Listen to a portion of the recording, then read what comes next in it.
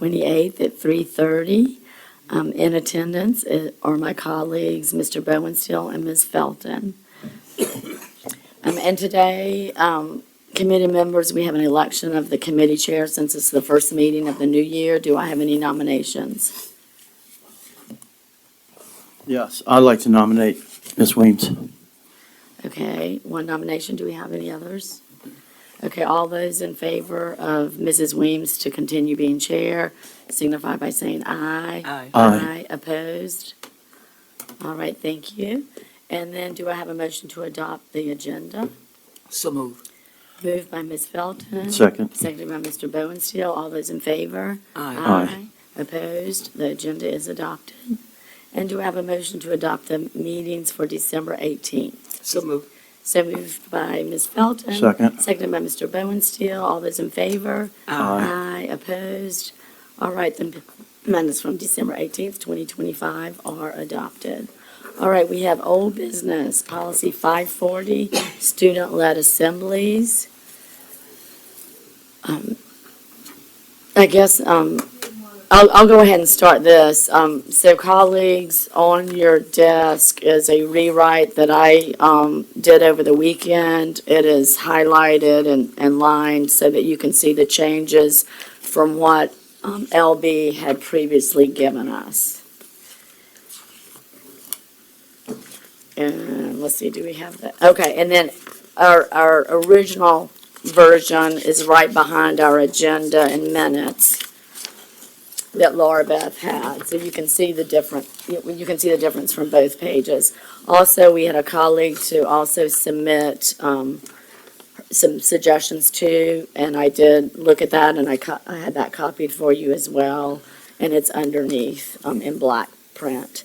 And that is our colleague's suggestions. I did use a couple of her suggestions and added it to my suggestions. So basically, for the policy statement, I kept the same, except for I struck the yellow word equitable because I thought it was redundant with fair. In the suggestions from a colleague, she didn't have a purpose on hers, and I agreed with that, so I struck the purpose because I thought, again, it was redundant. It pretty much says the same thing as under the policy statement. In our colleague's suggestion, she defined student-led, and so I added that to ours. And then I struck out student activism and student organization because we did not really discuss that in the policy, so I struck those two out. Instead of putting school board members, I removed that with, it's supposed to be at the bottom with number 5. Oh, yeah, it is. I substituted that with elected officials. And then also in D, I struck number 4. Request administrative review if demonstration approval is denied, because I thought that if the principal, because, later on in the policy, the principal has to give a reason, and they have to, why it's denied, and try to reschedule, and they collaborate with the students, so I didn't think that was needed. And I'll just go through these, and then we'll go through little by little if you have questions. And then I just did not even have any of the digital expression and online conduct because we have a policy for that, so I struck that last page. So those are my suggestions that I would like the policy review committee to consider and discuss. So I will open the floor to any questions or comments. Ms. Williams, could you direct me back to the phase of elected official? What did that fall under? That was B, definitions of third party. And the way that it is now, any individual or organization not affiliated with Virginia Beach City Public Schools, parents or family members, employees, elected officials who are not assigned to the host school or who have not been assigned to assist with the events. Because we talked at length about how this was supposed to be for students. So that's where my confusion come in at, because I did not, in our previous meetings, I did not know that we had that in there at all. And I was confused when some of the colleagues were calling me, asking and talking about it the night of the meeting. School board members not being allowed. I don't know when that was put in, and I'm. Yeah, it was in there last time, and Ms. Linetti had actually put school board members. We had, I think, at one meeting, a couple of us, I don't know if it was you or me, or maybe both, Ms. Felton, had said something about like who can attend or who can't, like elected officials. So that's why I went back to just generically elected officials. Well, just for clarity, I didn't see that, and definitely like to see what that was, because I was really taken aback when that was discussed. I just want to make for the public awareness about this policy. It has been one of the ones that has been the Achilles heel for a lot of our colleagues.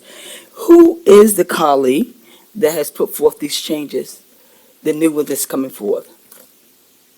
Can we name the Alternative colleague? version came to me through Mrs. Rogers. Okay, school board member. Right, the one that's on the board right now is Mrs. Weems' attempt to incorporate the changes that Mrs. Rogers has. You should have another one, I think is, Yeah. I think is only black. This I don't is think that's Mrs. red in Rogers it. that I got Friday night. That's why we didn't have it in the packet. So we got these changes Friday night, and we were unable to to view these until now. I'm seeing them now today. Correct. We don't have a procedure where people can just send things into the agenda, so we had to send it to the chair to make a decision as to whether they're incorporated or not. So, so I directed Mrs. Rogers to contact either somebody on the committee or to come and present it herself. So we don't automatically include those in the agenda. She put that in afterwards. So From my understanding, I thought that we would have gotten these before today, so that we could look over them and see them, and to make it more clear to the public as well. Because I think it's fair to the public that we're going to make changes. This particular policy has been one of those ones that's been very open into the public, and they're asking. Number one, they're asking if this policy was voted on in 2024 unanimously by the school board members in 2024, why are we bringing it again? Why is it coming before the board and the public again? What were the criteria? What was the result? What happened that this policy came again in 2025 when it was voted on unanimously in 2024? What were the things that brought it forth? Can you answer that? this was not in the normal rotation that we had scheduled for, because we'd obviously looked at it within the last 5 years. So a school board member contacted the chair and asked that it be reviewed again. A school board member? I mean, a sitting school board member now, or? I'm was it not just- sure. I was just told it was being added back to the agenda. So, again, it wasn't in our normal rotation. We didn't have a reason to look at. The school administration did not bring this up. It was asked by a school board member, and I don't know if the school board member had talked to a citizen. They asked, and it was put on the agenda to look at. So is it policy, or is it something that we do, even if it's brought up, it can be requested to be looked at again?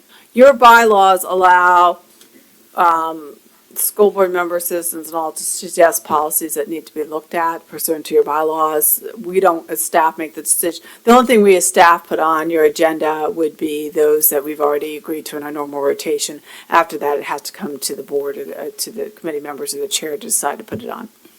In all fairness to me and to the public, I'm a little bit uneasy about voting on this today, because I'm just now seeing it. I haven't had a chance to look through it and to make sure that it's reasonable, and that whatever's been done, the updates, that I'm in sync with. So I would recommend that give me a chance to look at it as well, what Ms. Rogers wrote and what Ms. Weems had put forward before I vote on this.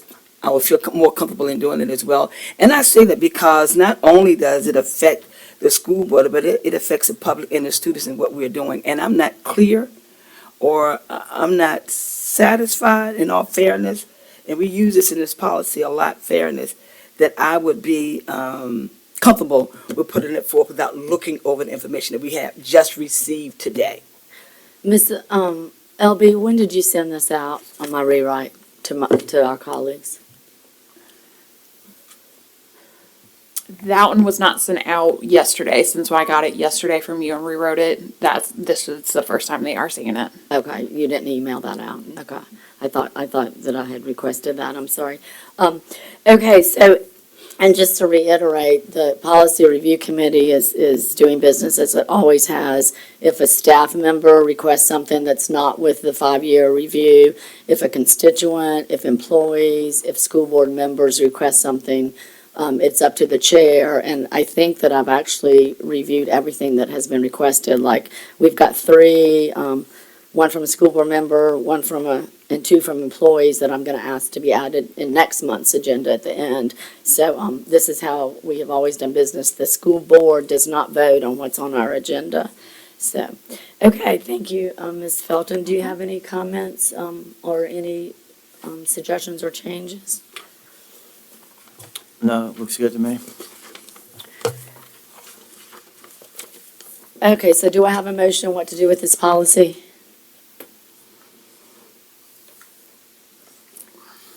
I move that we be allowed to read it and go through it again before we put it forth before the school board again. I haven't had a chance to read either. Okay, of well, these changes. let's do that now. We can go through every paragraph. Yeah, because it's almost identical to what LB sent us, except for things, it's been streamlined. The purpose was taken out. Student-led definition was added. And we've had that for how many weeks? Your version, the staff's version, for 4 or 8 weeks? So I've got the changes right here. I heard from some of our colleagues too that they thought it was too lengthy, so it was my effort to make it shorter. So the only changes are that we left out the purpose because the purpose is also stated in the policy statement. But if you want it back in, that's fine. I defined student-led because we had not defined that before.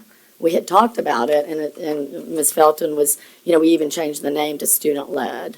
So I defined that. I took out 2 definitions. If someone wants to put them back, that's fine.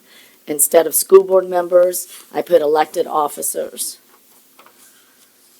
And then I took out the requests for review, because I personally think the principal, we've said all through here, what the principal can do. E is exactly the same that we've seen for 4 to 6 weeks. F is exactly the same. G is exactly the same. H is the same. I is the same. J is the same. K is the same. And then I just took out, in order to shorten it, but we can put it back in, I took out the digital expression. And so it's basically very, very, very similar to what we've seen for weeks and weeks and weeks. Okay, so we've got a motion to bring this back to PRC. I don't see a second. Do we have another motion? I say take it to the school board as it is. Okay, so you Absolutely. move to vote on this policy as Yes. presented before us. Okay, I second that. Any discussion? Okay, all those in favor of voting for policy 540 as presented, please signify by saying aye. Aye. Aye, opposed? Nay. Okay, it will move forward to the school board. Thank you.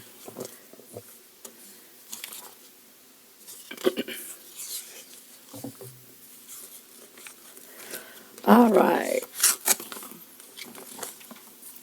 Now we have policy 5-54. And this is, of course, the physical restraint and seclusion.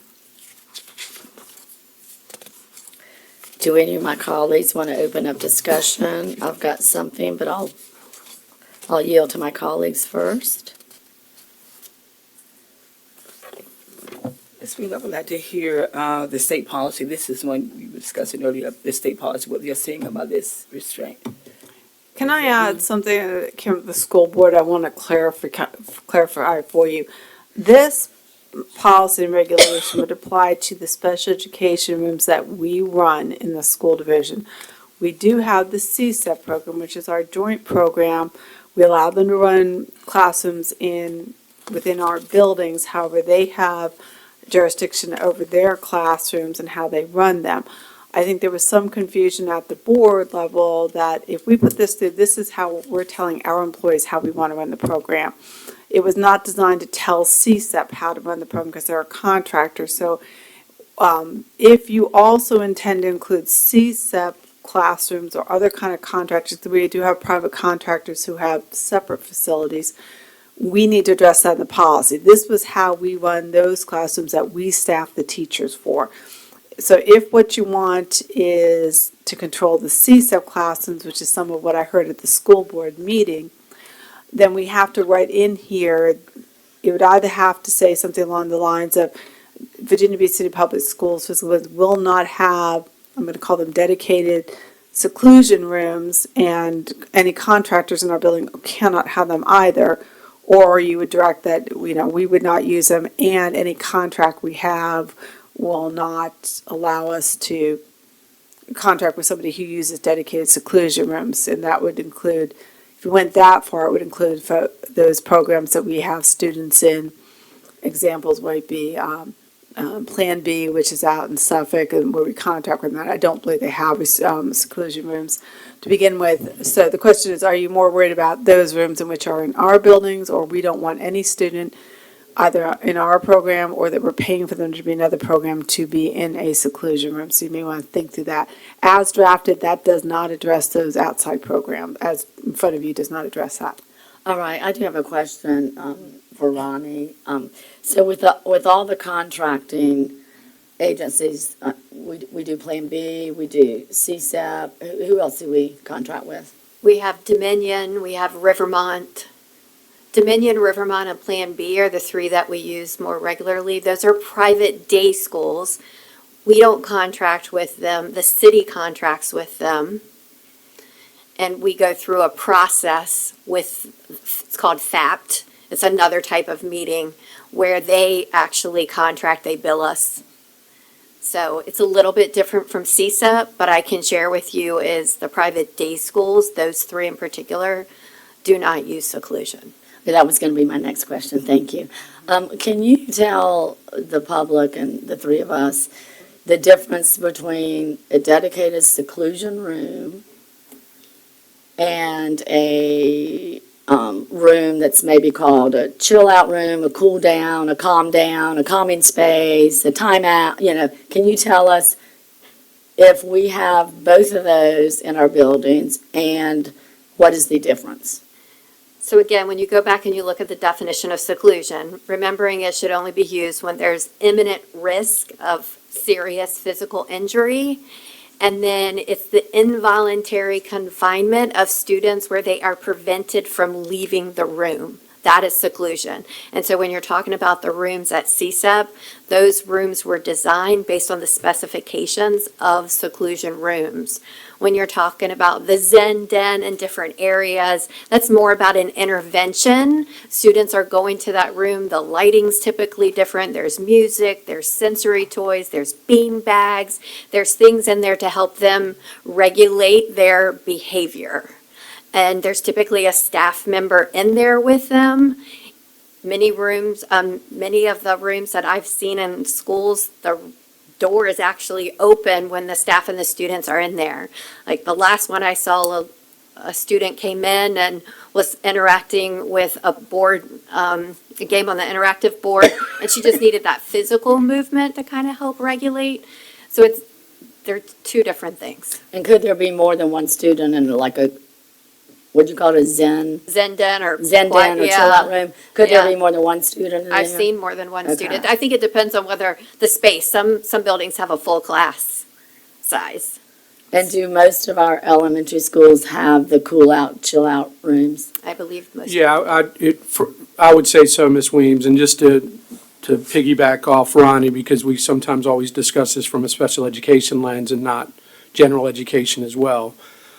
We have several elementary schools that we call BIST schools that are working through some behavioral intervention systems with their students. Part of that process does involve a cool-down space where a staff member is providing interventions to get them to regulate their behaviors. So when I've talked to Ronnie several times about this, the thing we always land on is it's not a designated seclusion room. There are interventions that are taking place in that room to help regulate that student's behavior. What I hear from Ronnie as well is we're not saying they're an imminent risk either. You're not going to have an extremely aggressive child going into one of those rooms. That may require administrative support. So I think Ronnie did a great job of explaining the differences there between those two things. We would see in those cool-down rooms a lot of other interventions being put in place to assist that child with regulating their behaviors and learning the skills on how to go through that self-regulation process.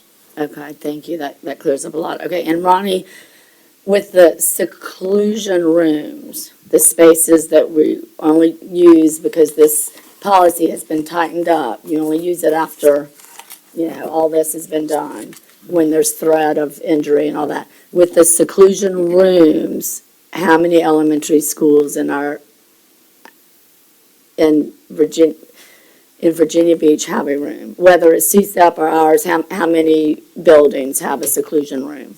So Windsor Woods on the CSEP wing has Okay. seclusion room, and then RA on the CSEP wing has a seclusion room. That meets the specifications of the structural and physical standards that are outlined in the regulation. Okay, and if because I like what our lawyer has said, that we would have to add something in here if we wanted to not have that seclusion room. And I'm kind of thinking about the elementary level. So if we don't have that room, the students there, like, what is the alternative? I think it goes back to, just like our policy focuses on the prevention and the intervention strategies, that's always the first thing that you're going to do, because what you're trying to do is eliminate those more physically aggressive behaviors to get to the point where there could be imminent risk of serious bodily injury. And if there isn't the option of using those seclusion rooms, and they do believe there's imminent risk of serious bodily injury, then they would go to restraint. Okay, and there's obviously a lot of training and all that for it. Okay, Mr. Boneshill, did you have something? Thank you, Ronnie, for kind of explaining that. I've probably been to at least 30 of those cool-down rooms last year, or when I first got on the board. And the principals, actually, that was one of their favorite places. And my concern was that if we messed with the one at Windsor Woods and the wing, that it would affect those. And I haven't been able to get total clarity on that until today. And that was my biggest concern, is if we did shut that one down, that the others would be affected. But that's not the case, is that correct? That's how I'm interpreting how we define the seclusion room. Ronnie, I think, again, has mentioned it several times, the specifications of what is determined as seclusion room is at those two areas of CSEP and not in our other buildings. We are providing interventions with adult support in those other rooms that you've observed, and I think the reason why principals do appreciate them so much is because the level of interventions that are going on in those rooms to try to increase students' ability to regulate their own behavior, where it minimizes the need to remove them from the room at future instances because the child has learned that skill. Cammie, is that your interpretation legal? I mean, do you agree with everything that's been said? I don't think the cool-down quiet rooms meet the definition of seclusion Right. rooms. That's not even what this policy is aiming for. Okay, colleagues, I would like to add, and Cammie or LB, you can maybe advise, I think it would go under A, maybe 7, I'm not sure. I'm wondering, I'm so Or- sorry, I was thinking Or about this to myself. remove the dedicated seclusion rooms in our What- buildings or contracted in our buildings. What if the first sentence under A, and sorry, so this is Brianna, she's one of my paralegals, she's going to, I'm gonna make her type this for a second. Can you go up to A? Is it right here? I'm gonna tell you. What if we said something, dedicated seclusion rooms are not authorized in Virginia Beach City Public School buildings?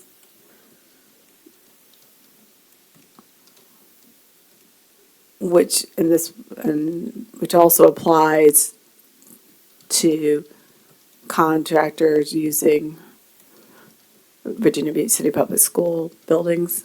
Yeah, yeah, I think that It's goes. not quite yeah. perfect, but it's. Well, that goes well there, because then we do say, it doesn't mean we're getting rid of seclusion, and then, because the next sentence does say, school division personnel may implement physical restraint and seclusion, blah, blah, blah, blah.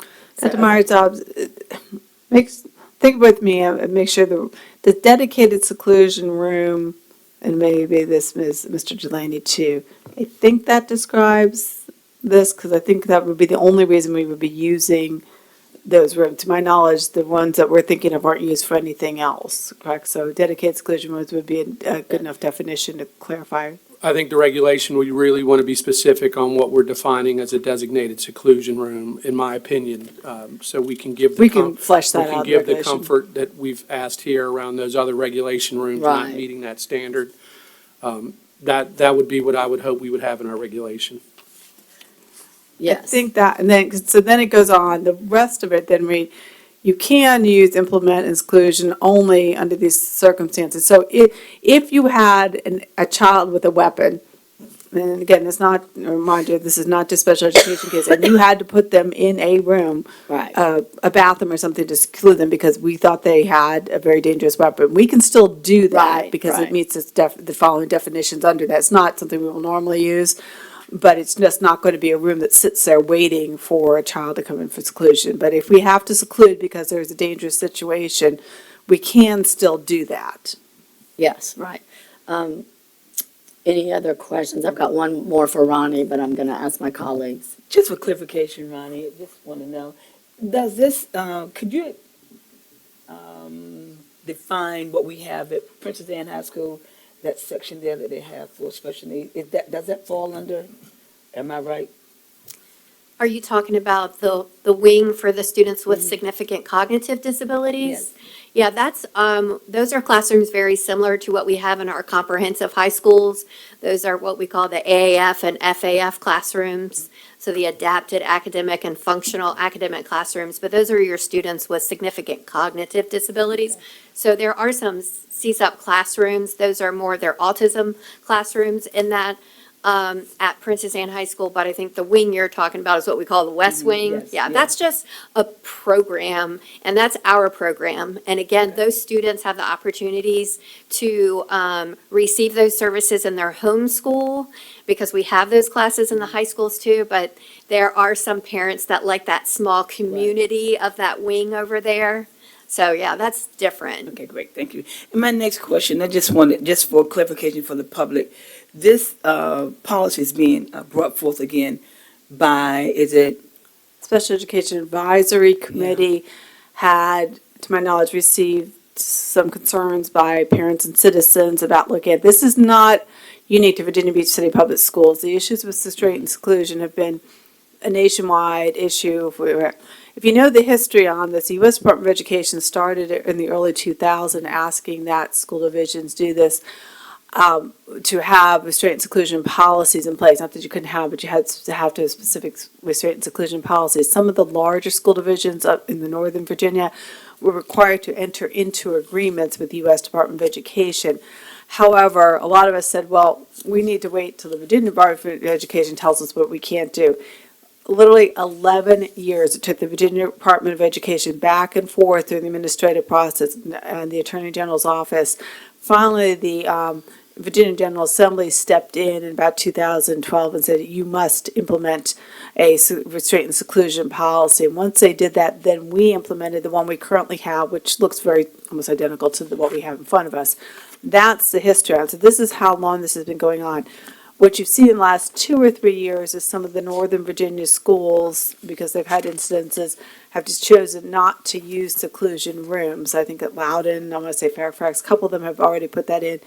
We had parents that came to SEAC, Special Education Advisory Committee, and also asked for consideration based on some issues that they had. SEAC then made the recommendation that we relook at this policy and address restraint, seclusion. But again, it's not particularly one incident here in Virginia Beach. This has been a nationwide, and particularly a Virginia discussion that's gone on for the better part of 15 years. thank you. Thank you for that. Understanding that we are under obligation or mandated to educate all students, whatever their needs, where they come from. And I am like, I like what Mr. Delaney is saying as well, to make sure that we have some restriction to cover us as a public school system and things that we have to do. So I'm all for making sure that we find out this and make it tight enough that we are covered in instances. Thank you. Okay, Ronnie, if we add this change, that first sentence, does that, as our expert here in the room, does that give you any pause or heartburn? Or do you have any comments? I mean, No. can we operate and do what we need to do with this? I believe that we can.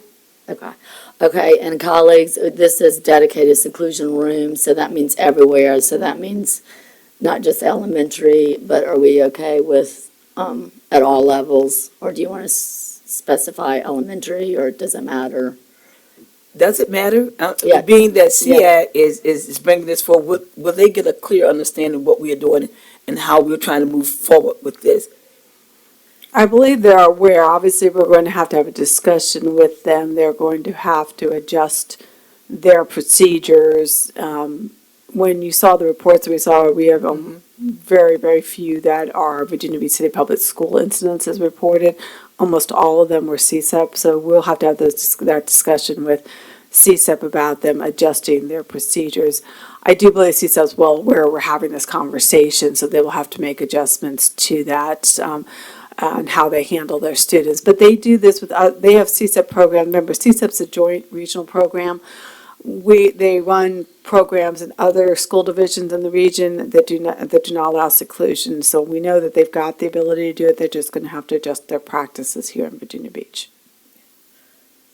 Okay, and I'd like to ask maybe Mr. Delaney and maybe Ms. Woodhouse, because they've been administrators at secondary schools. Do you have any pause or concerns about including all seclusion rooms, or would you rather see it divided between the different levels? No concerns. I think, again, my conversations with Ronnie is when we're talking about a conference room in the main office where you're putting a student in there during a disturbance, that would not even meet the standard of considered a seclusion room. Right. Based on which I, again, appreciate Ronnie's always talking about what that is designed to really look like, what's required that in. So I think that gives comfort to those that say, I don't want to be seen as secluding somebody in a conference room that I'm trying to protect as written in the policy. So that's my Okay. long-winded answer about it. Okay, I'm not perfect. concerned. Okay, so I like what we've added. Do I have a motion to do anything with this policy? A motion to bring it back to the board. Okay, do I have a second? So move. Okay, it's been, the motion was made by Mr. Bowenstiel, seconded by Ms. Felton, to take this policy back to the school board for a vote. All those in favor? Aye. Opposed? All right, it will be carried back. And then please, Cammie, when you get when y'all finalize the regulation, would you please send that to me? Because specifically, we want to make sure that it's in Yes, ma'am. We'll go work yeah, it in. very Yes, ma'am. specific regulation there. Okay, thank you, yay.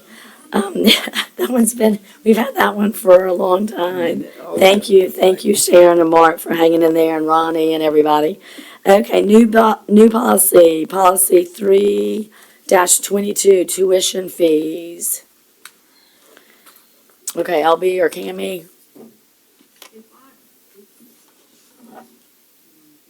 If I'm correct, the question came to us, and I don't remember how it got back on the PRC agenda. You'll see in 2022, we had two amendments. One, we came back with allowing non-residents, and just backup history.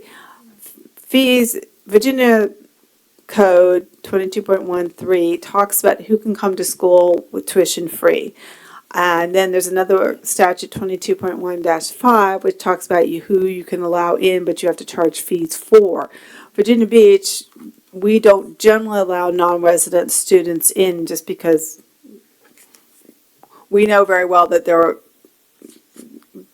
are many, many students that would want to attend here. We simply can't have everybody.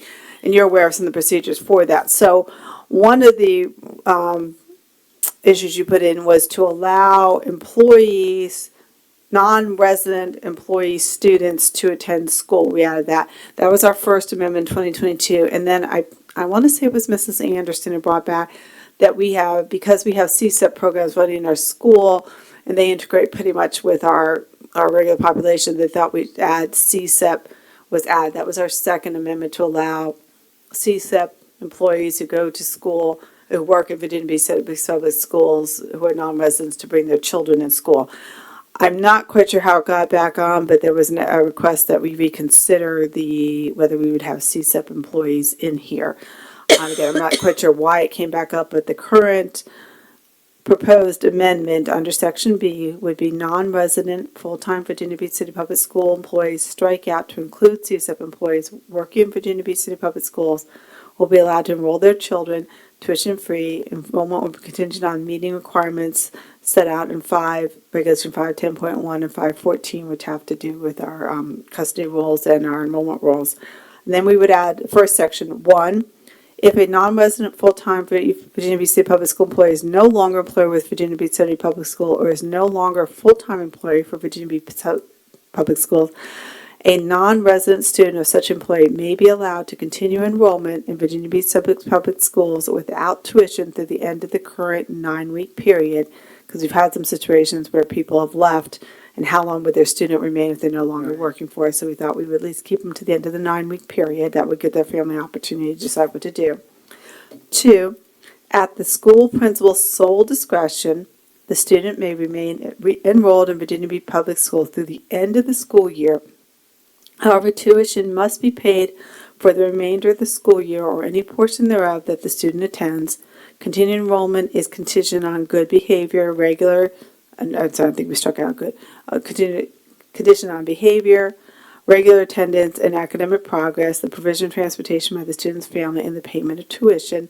So one of the things we were concerned about, people didn't get employed here, then immediately leave, and then we were then responsible for this. So this is making clear if you get 9 weeks tuition free while you decide, and at that point, if they allow you to stay in, you're going to pay the cost so that the taxpayers are not picking up the cost for the non-resident child. And then 3, students allowed to continue enrollment in Virginia Beach City Public Schools after their non-resident parent ceases employment will not be eligible to continue in Virginia Beach Public Schools once their extension is concluded unless the student meets another category under Regulation 510.1. 510.1 deals with things like homeless students, foster care students. So if you then fell into that situation or somebody else took custody of you, we would look at that regulation on there. But other than that, we would give you the maximum you're going to get is to the end of the school year, and so it allows you to continue. And then after that, you then have to go wherever your parent places you.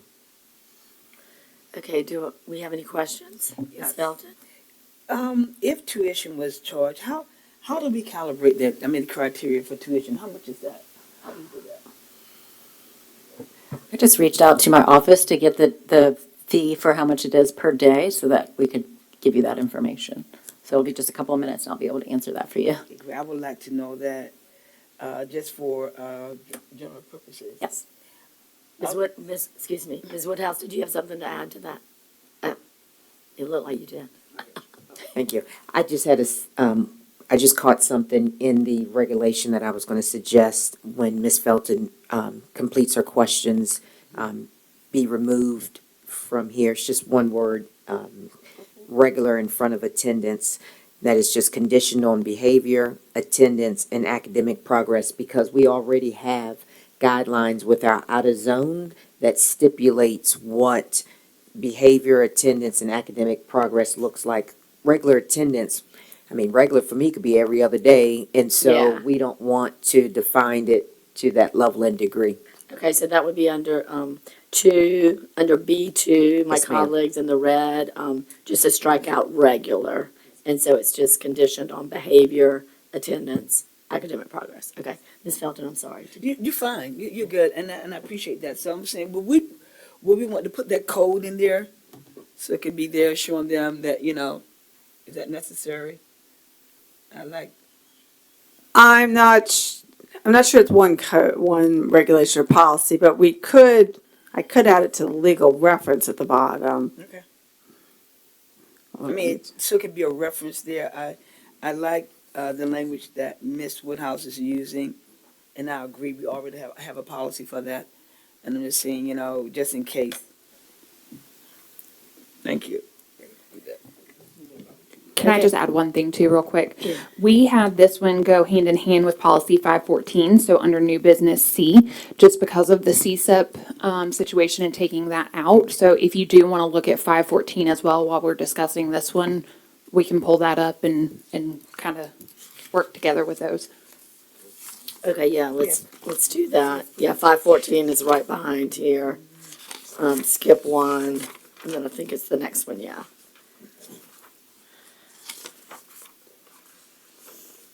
And yeah, it's on the very last paragraph under F3, where you have taken out, and yeah, this, including CSEP employees, yeah.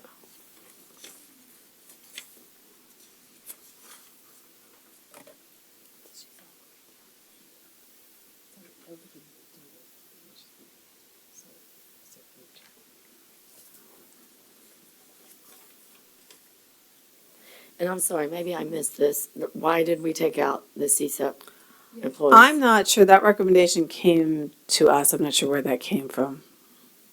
Can someone help me on that? Yes, Ms. Woodhouse. The recommendation was made for recruitment and retention purposes.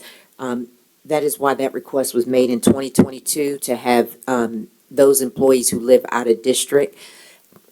We contract with CSEP. They're not our employees. So we were extending basically a right to a contractor that we did not extend to other contractors. Also, as part of a recruitment and retention, they could also come work for us as well. So we didn't want to give to one group that we didn't offer or give to another group. Okay, okay. We did, just so you know, we ran the numbers to make sure we weren't greatly impacting any families because we didn't want to do that. And I think we have 2 children and we'll work, with those families as we need to do so. Okay, okay, great, thank you. Oh, Ms. Yep, I have the information for you. Elementary is $36.67 a day, and secondary is $34.44 a day. Thank you. It's expensive. Yes. Yes. Just a quick question, just for clarification. CSEP, is that not regional?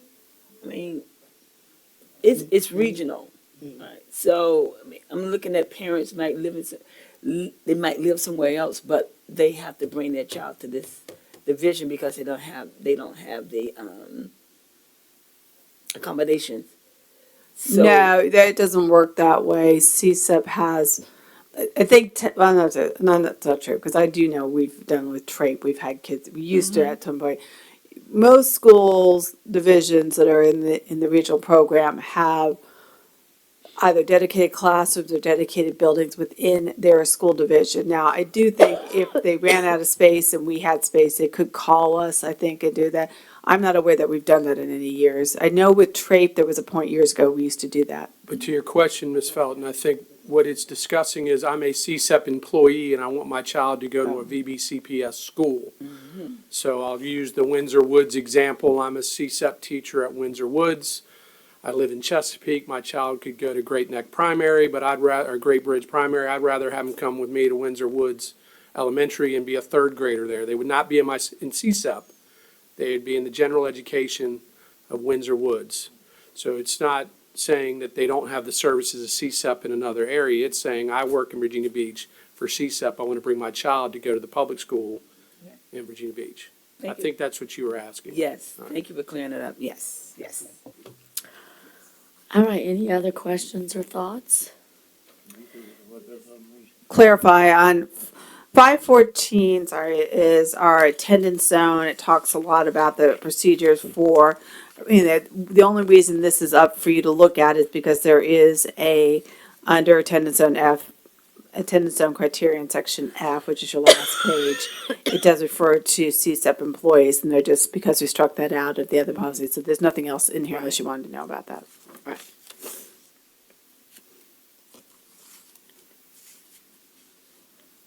Okay, so do I have a motion on policy 322, the tuition fees? So move. Okay, motion to. Second. Take it to the school board. Okay, seconded by Mr. Bowen Still. All those in favor, say aye. Aye. Opposed? So policy 322 will be taken to the school board. Do we have a motion for policy 514, school attendance zones? It just parallels it to this policy. I move that we send it to the school board. Okay, moved by Ms. Felton to send it to the school Second. board, seconded by Mr. Bowenstiel. All those in favor? Aye. Aye, opposed?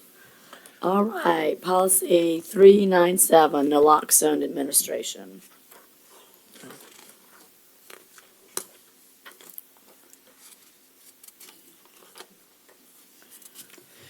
So this one was changed because of the Senate Bill 3, let me make sure I have the number right, 387, which was passed in 2024. It is required by the 26-27 school year that instead of just middle and high schools, so secondary schools having this, all schools will have to have it now. So that is the only change that you will see, is that we took out middle and high, and now it says just schools, all schools. And I remember being on SHAB, and I know this was kind of a process that took like a couple of years, but was this originally state code to have them in the middle and high schools, and then it came down through the SHAB and their recommendation? Okay. All right, so this is just adding all schools because we have to, we need to. I mean, it's sad that we need to do that at the elementary level, very sad, but it's a reality. I know, so do I, any So you- discussion? Just one discussion, so this came down because of the Senate bill that and it's a need to. Okay. No problem. All right, do I have a motion for policy 3-97? I move that we send it to the school board. Okay, Second. moved by Ms. Felton, seconded by Mr. Bowenstiel to send 397 back to school board. All those in favor? Aye. Aye, opposed? All right, policy 397 goes to school board. Other business, 547, school-sponsored associations, clubs, and school organizations. That is in there because one of my colleagues wanted to look at that. And I believe it was Ms. Felton, if I'm not mistaken. Oh. About the clubs. Yes. Yes. Yes. So school-sponsored associations, clubs, and school organizations, that's policy 547.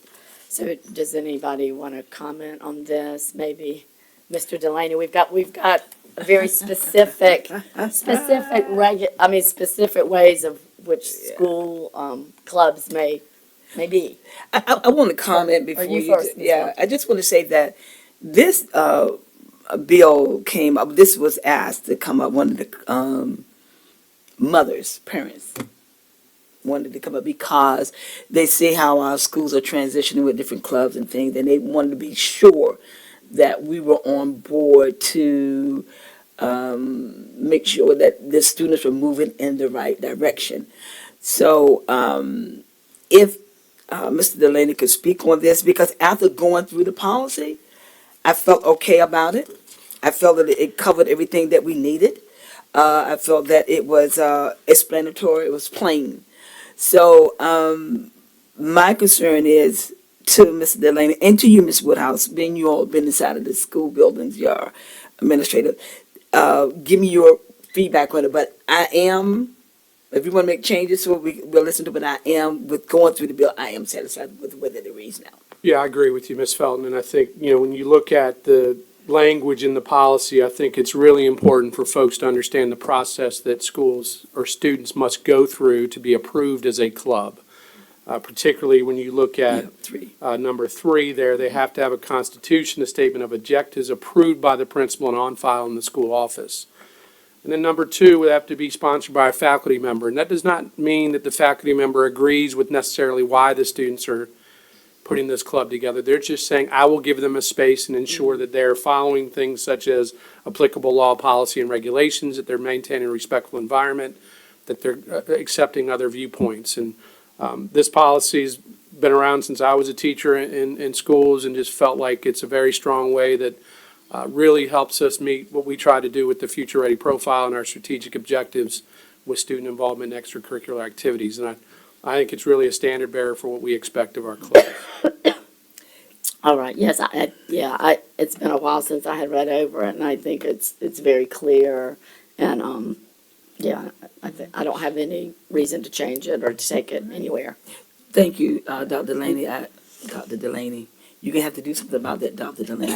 Well, it must have been such a good explanation that you're granting me a degree. You're gonna have to so move on that I I'll keep put- calling I'll you put Dr. for the sheets Delaney. too. But I'm reminded that when I was attending, and this, I'm dating myself, when I was attending, Virginia Beach Junior High, and one of the first clubs that we had there was the Black Culture Club, and we had to have a, sponsor, and it was an English teacher and a math teacher.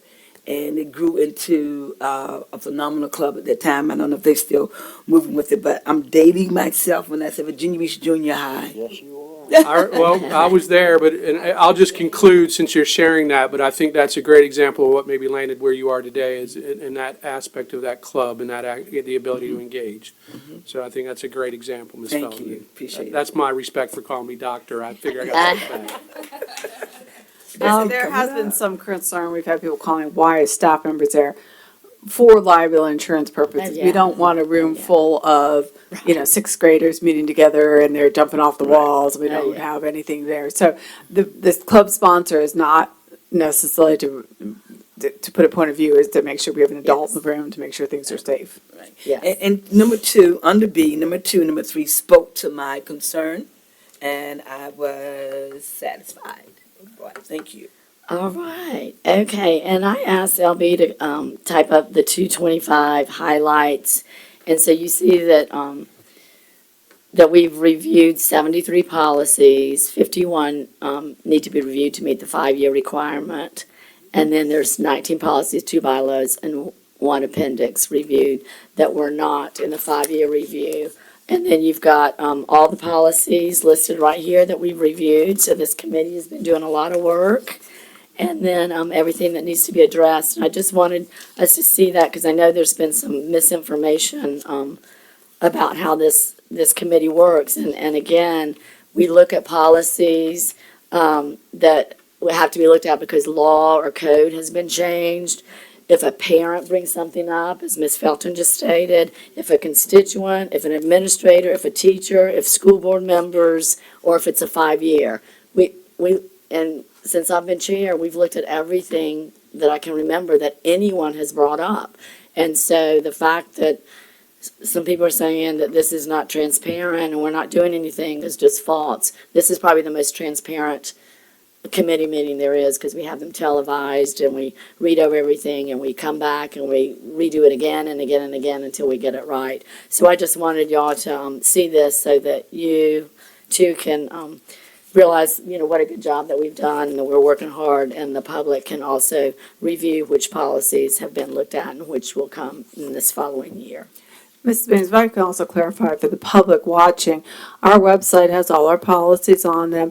You can also, if you go into the policy page, there's policy updates. We have everything that we've, by month, back to 2018, 2019.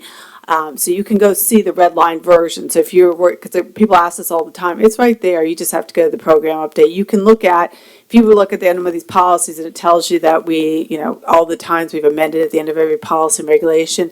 And you see in August of 2020 that we amended policy. If you just go on the policy updates to the 2020 section, you'll see exactly what we did. And after that, as far back as we have the records, we would have copies of them. I think we have most of them. You'd have to call us. We just don't have everything online. But it's all there if you want to see it. So, even if you want to see the past work that's done, you can go month by month and see what the school board has done. Right. Okay, and then on that with the future, I did send, I believe, you, Cammie, and LB, 2 emails that I got requesting 2 different policies to be looked at. Colleagues, for your information, it had, it was in reference to days off before or after a holiday. You can ask for that day off with extenuating circumstances. And so they just wanted us to look at exactly what is extenuating circumstances.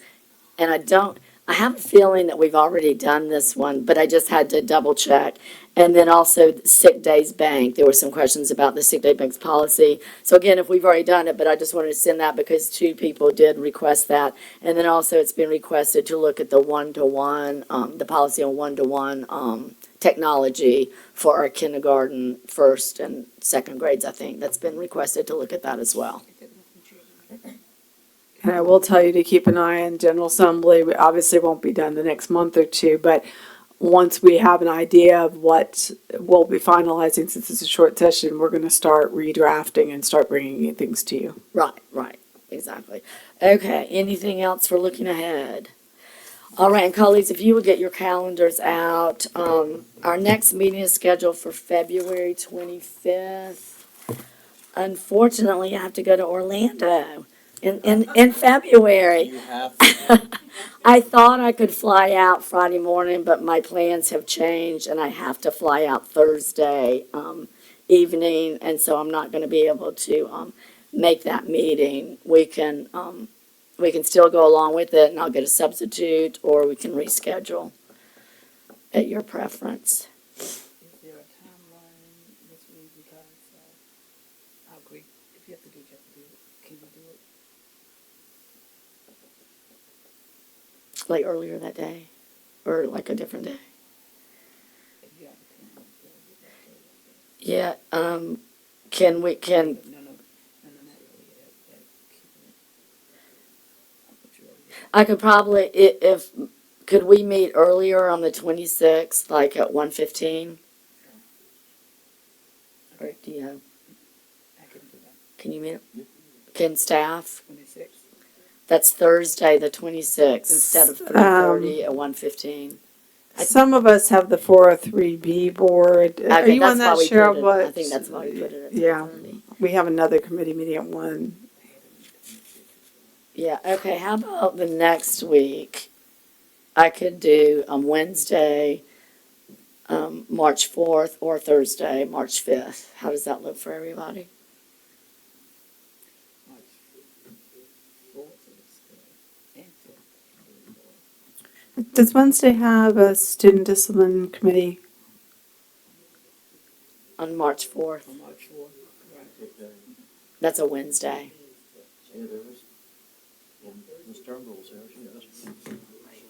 Yeah, she's looking up. Yeah, we would, somebody's rented out this room for the 5th.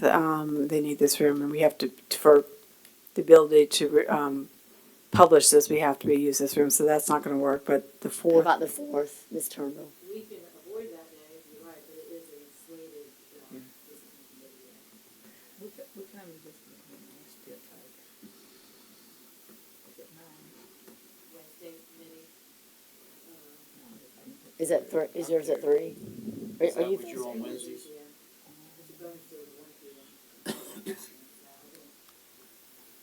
Leanne, can you use your microphone? Okay, okay, if you can do that. I'm sorry, yeah, we can avoid scheduling that day and work around it. Okay. Okay, so we'll do March 4th, that's a Wednesday. I can, be here 1:15 or later, whenever my colleagues or staff, if you want to come early or later, it's fine, either. Okay, Whatever time works. let's just do 1:30. Okay, 1:30, PRC, Wednesday, March 4th. Thank you, I'm sorry about that. All right, with that being said, our next meeting will be on March 4th at 1:30, and this meeting is adjourned at 4:28. Thanks, everybody.